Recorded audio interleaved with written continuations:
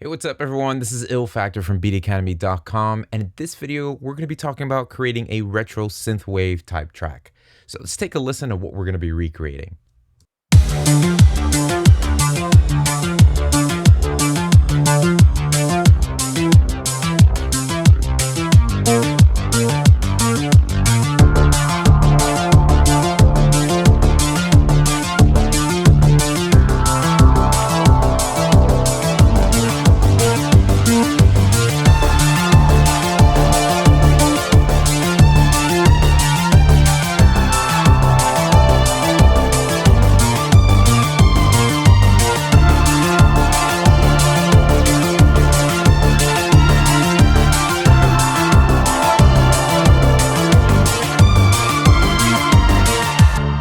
Big fan of synthwave, and it's a bit nostalgic for me because growing up in the 80s, it was predominantly the type of sonic landscape that I would hear on a lot of the movies I would be watching, or even some of the music I was listening to. So late 70s and all throughout the 80s, you could really hear this type of stuff being predominant on a lot of that culture. So what's unique about this is that it has a really strong emphasis on the analog synthesis. And so that's what we're going to start off with. And how do you get the basic pillars of synthwave down? And then you can kind of just add your own taste and unique perspective to using this in your productions for your projects. So let's start with the arpeggiated synth. That's the main thing that we hear at the forefront here. All right, let's start by using Ableton Live's analog instrument. And you can follow along using any 2 oscillator synth that you might have in your DAW. The principles that I'm going to be applying here can absolutely be used on any platform that you're using. So here we have a couple chords. Yeah, that's kind of annoying. So what we want to do is have an arpeggiator trigger these notes in this chord at a different interval. So let's go to our MIDI effects and click the arpeggiator, drag and drop that. And now this will arpeggiate those notes in that chord. Let's go from every 8th note to a 16th note interval. Cool. Now, picturing and visualizing the sound that I'm aiming for in my mind, I'm hearing a much darker tone, very wide, chorusy type of effect on it. And it's got this little wobble with the pitch shifting a little, almost like that old school VHS type vibe. And I do this because it helps me try to hit the ground running, knowing where to go to achieve the sound that I'm looking for. So try to visualize it. It's a real big help. Let's start with using one oscillator first and set this to a sawtooth because this is going to be a bit brighter. And so let's just go immediately to the cutoff frequency and lower that down.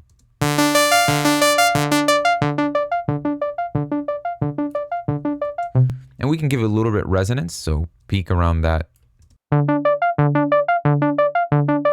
Cool. And since we're at it here, we're selecting the filter. The filter envelope shows here. So we can do a little tweaking of that to shape the body of the filter envelope, which means this is going to shape how the filter reacts to the tone. So let's lower the decay a little bit. And the sustain as well. Give a little bit more attack and increase the release.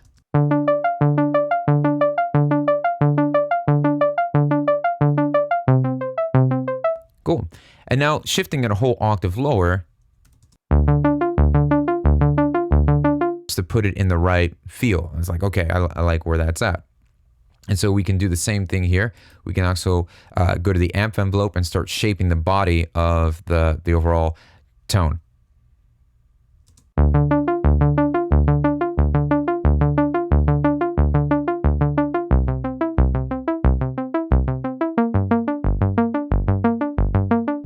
Cool. Now I want to add a little bit of white noise to that. So I'm going to hit the noise section here and bring up the frequency. And just lower the volume of that.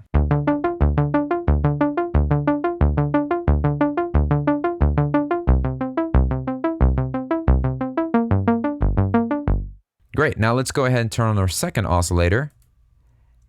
And just lower the mix of this a little bit.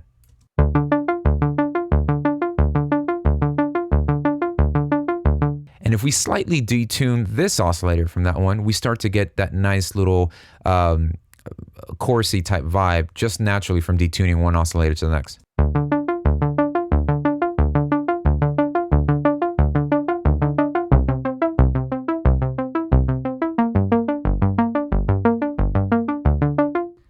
cool.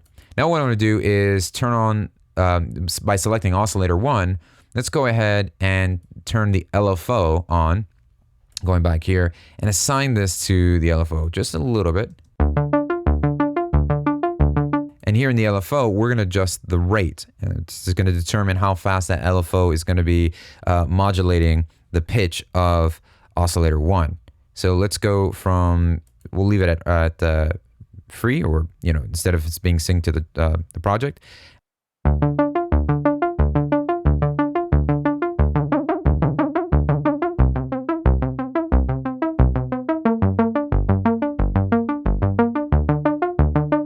You see how it's going up and down in the pitch, so we'll just lower the amount that we're sending to the LFO.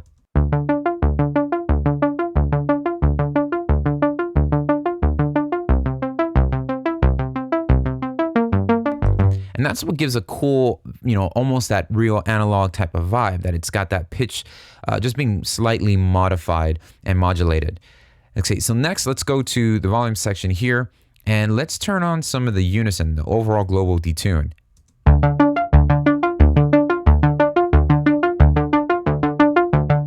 And why don't we add some vibrato on there as well?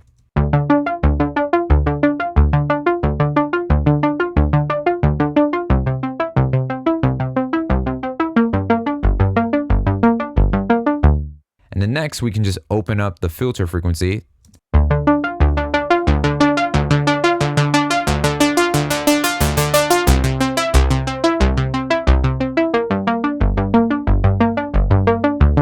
We can go ahead and play with that throughout the project to automate and have that open up and lower, you know, close and things like that. And now let's head back to oscillator 1, and I'm going to increase a little bit of the sub oscillator that's included in analog. Now, the reason why I'm doing this is because I want just a little bit more beef. I want a little bit more body from this synth, and so you can do that by actually just mixing in a lower sub oscillator.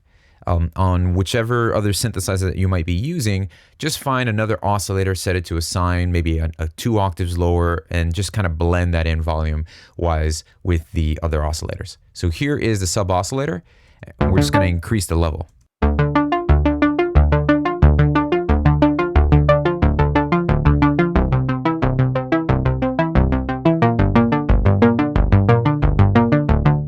Cool. So I'm really liking where it's at right now. Now let's do a little bit of effect processing. So wanted to be a little bit more wet chorus-wise, even though we are doing some detuning, global detuning and slight detuning here with the oscillators. Let's see what some chorus does directly on this. So grab a chorus, drag and drop that right after the synth, and let's start at 50% and work our way either less or more.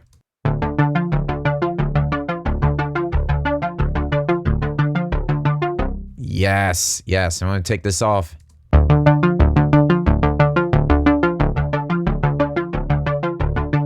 So that chorus really helps widen that out. And so if you want it more in your face or more direct, then you would lessen the chorus.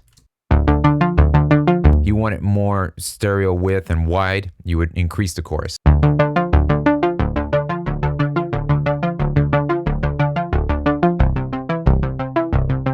That sounds cool there. And as you begin to open up the frequency cutoff on the synth, it actually just gives a lot more texture to that chorus as well.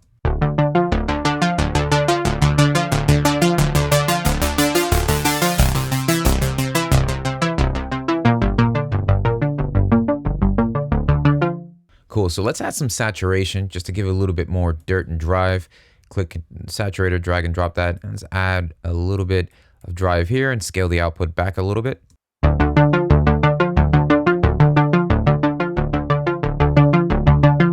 Cool.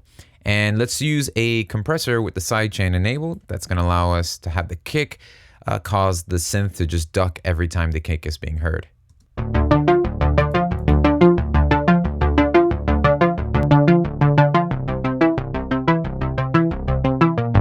Next, I want to go ahead and add a bass line to accent the beginning of that arpeggiated phrase for each chord. So I've got a bass track here loaded with a wavetable. Again, this can be accomplished with any 2 oscillator synth. We've got 2 oscillators on, both on a sawtooth, And what we're doing is bringing the frequency filter all the way down and shaping the actual envelope of that filter. So this is what it sounds like. So if we brought down the sustain all the way back down to like 18%.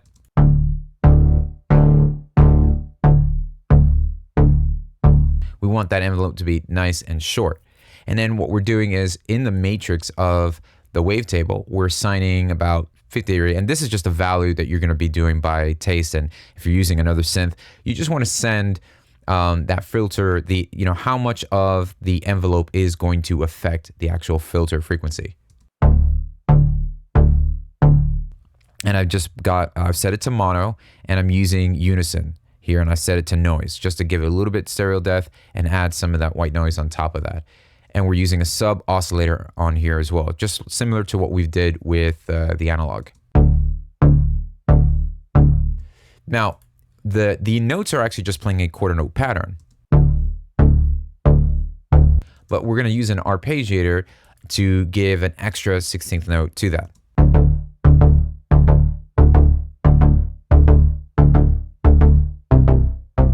And this is going to be really cool to add on top of the arpeggiator.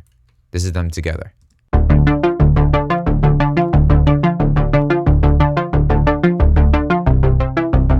So that bass line really helps accent those two beginning notes of the arpeggiator. Without it,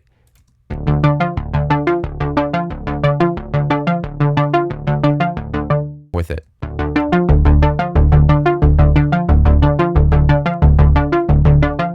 It really helps create a nice drive to that pulse that's going out throughout the music. So we've got a cool arpeggiator type synth, a bass line to accent those root notes that are happening throughout the chord progressions, and then another essential type of sound that you hear in a lot of this type of genre music is what I personally call the never-ending story synth. So this is what it sounds like.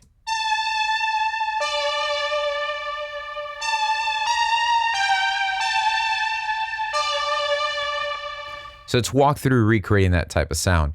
So using a wavetable instrument here, I'm going to set the first oscillator to a sawtooth. And then I'm going to go to the voicing and go from polyphonic to monophonic. That way the notes don't overlap each other when they're playing. And then let's go ahead and use the frequency cutoff to take away some of the highs and give a little bit of peak and boost using the resonance. And I'm going to turn on the second filter to just shave off some of the bottom end here. So if I want some more of that pitch modulation like we did earlier on the analog, let's go ahead and choose the detune and go to the matrix and assign that to LFO 1. Let's leave it around here. That sounds like we're killing Pac-Man. So let's go to the mod sources, check out LFO 1, and just go ahead and change some of these parameters. So we don't need it to be so extreme, so we might change the amount. And maybe the rate, but let's just start with the amount.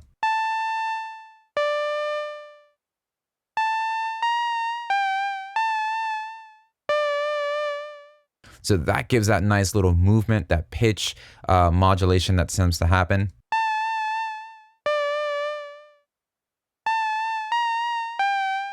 So I might need to also go here and extend the release because I want the tone to hold off a little bit once the notes finish playing. Then, as you can see, you can go back and forth with the LFO and just shrink the amount down. Now let's go ahead and turn on the unison. I'm going to choose shimmer here, and if you're using a synth that doesn't have this feature, just go and find any type of global detune or unison and try that on and see what that does. We can increase the amount of voices here, so let's start at 6.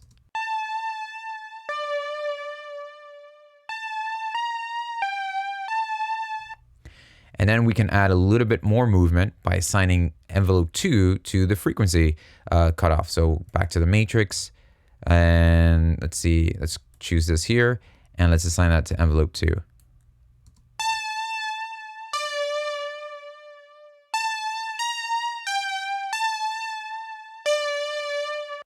And then for the icing on the cake, we can use the RC Retro Color, which is a third-party plugin, to give some VHS noise, some extra wobble. And as you can see, there's a constant theme here, right? There's a lot of detuning, there's a lot of pitch modulation going on, and that's one of the staples of analog synthesis that was really predominant with a lot of them, whether it's a Prophet, Juno, System, Moog, you name it. And a big feature was that detuning. That's what made each of those sounds very unique. So I'm using this to add some of that noise, a little of the wobble, winding up some of the stereo width here, some distortion, and some reverb here with the space.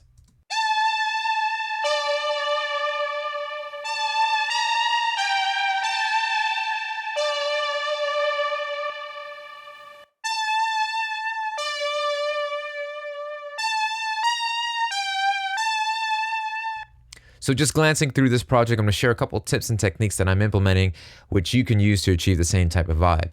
So focusing on the kick, on this kick drum, it's just a simple 4/4 pattern. But what I'm doing is I'm sending some of this kick to a delay that I have on return track A. Now the delay is set to a ping pong delay, so it's going to get that pinging left and right.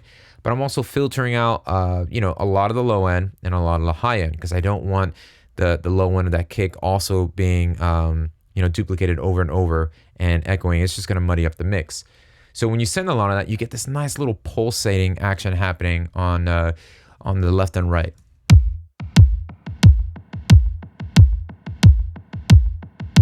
And this specific delay plugin, the Echo, I've got this reverb option here. So I just gave a little bit of that and shortened the decay.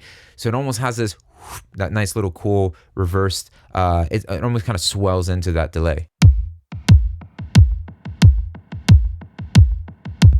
So that's really cool. And then I'm also I'm duplicating the same exact bass that we created at first, that's accenting the root note right here. I duplicated that, and with adjusting, just moving the envelope to bringing the swell, having it swell up a little bit, I've added a digital delay, and that's going to give this nice little grimy downsampled type of. And it's always kind of good to kind of layer and have that being introduced as you want to build more progression and more energy up into the track. And so that layer together really does a good job of adding some more texture to it.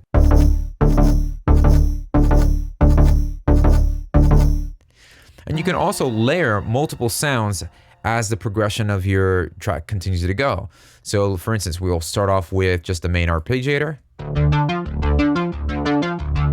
Implement the same arpeggiator, the same chords and same patterns, and layer them with other instruments, such as this string part here. And this is the Contact in Native Instruments. I'm using the output analog strings preset Badlands. So just loading that up and just having that come in later on in the arrangement can help just build some more tension up. And also implementing some atmospheric tensions as well. So I'm using Outputs Arcade to use, found some really cool chord stabs that were really neat.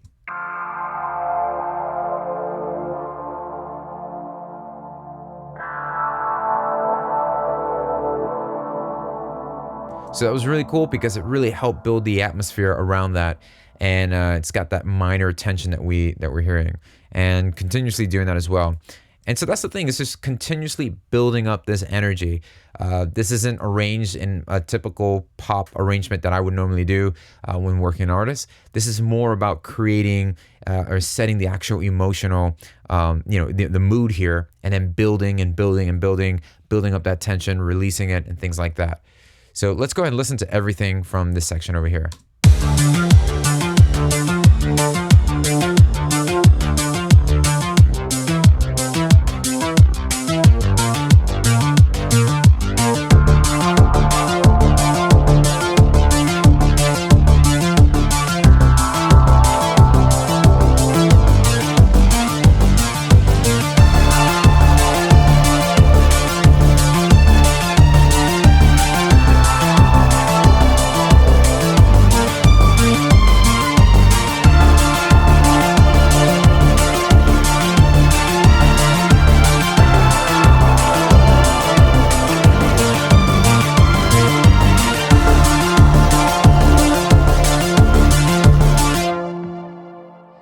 thank you so much for watching this video. I hope it was encouraging, inspiring, and helpful in one way or another. And as my gift to you for watching this video, I'd love to send you a sample pack that I've put together filled with one-shots, construction kits, loops, transition effects, and it's yours absolutely free. Just click the link below in the description box to download the sample pack.